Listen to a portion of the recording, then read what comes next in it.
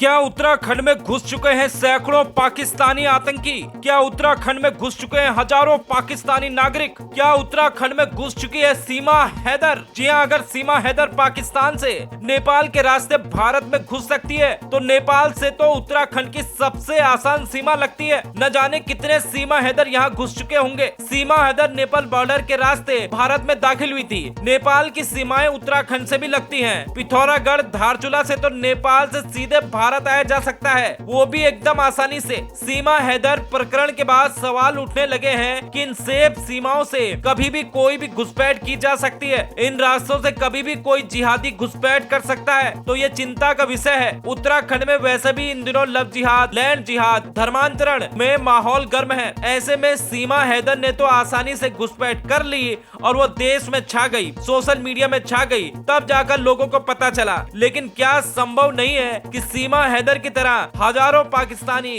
या पाकिस्तानी आतंकी यहाँ उत्तराखंड में दाखिल हो चुके हैं? सीमा हैदर इस वक्त नोएडा में रहती है और लेकिन वो उत्तराखंड के रास्ते ही यहाँ तक पहुँची होंगी या फिर कोई दूसरा सीमा होगी, लेकिन आई तो नेपाल के सेफ रास्ते से। अब जब सीमा हैदर बिना किसी रुकावट के नेपाल से भारत पहुँच गई तो नेपाल से उत्तराखंड आना तो सबसे ज्यादा सेफ है। तो फिर हम क्यों न माने कि यहाँ भी घुसपैठ हो सकती है या फिर घुसपैठ हो चुकी होगी। उत्तराखंड सरकार को चाहिए कि तत्काल इसकी जांच कराए और जांच करे कि क्या नेपाल बॉर्डर से कोई और पाकिस्तानी गैर तरीके से यहाँ घुस चुका है या नहीं। नेपाल के भारत का मित्र देश होने और बिना फेसिंग के बॉर्डर होने का पूरा फायदा पड़ोसी पाकिस्तान और चीन उठाते हैं। भारत में घुसपैठ करने के लिए नेपाल को अपना जरिया बनाकर ये पड़ोसी मुल्क यहाँ अपने लोगों को भेजते हैं और गैर कानूनी गतिविधियाँ कराते हैं। न कोई वैलिड डॉक्यूमेंट इनके पास होता है, न वीजा होता है। और सीमा हैदर नाम की महिला आराम से बीते 50 दिनों से अपने भारतीय प्रेमी के साथ किराए पर कमरा लेकर रह रही थी। सीमा गुलाम हैदर नेपाल से एक प्राइवेट बस के जरिए नोएडा आई थी।